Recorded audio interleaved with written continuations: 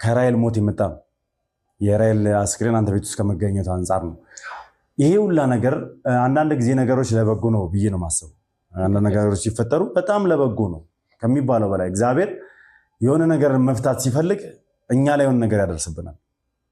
ለምሳሌ እናትህን ከዚህ ጉድ ነፃ መውጣት እንዳለባቸው፣ ከዚህ በላይ በእናትህ ስም ወንጀል እንዳይሰራ፣ ከዚህ በላይ በእናትህ ስም ኃጢአቶች እንዳይከናወኑ ስለፈለገ እግዚአብሔር አንተ ቤት የራይል አስክሬን እንዲገባ ተደረገ።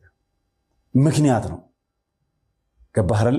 እንጂ ይሄን ሁላ ጊዜ እንግዲህ አሁን 15 ዓመት ቀልድ አይደል? አንድ ድርጅት ተመስርቶ 15 ዓመት መቆየት ማለት ቀልድ አይደል? 15 ዓመት ሙሉ እየተደበቀ ሚስጥር ነበር። 15 ዓመት ሙሉ በእናትህ ስም ትልቅ ድርጅት ነበር።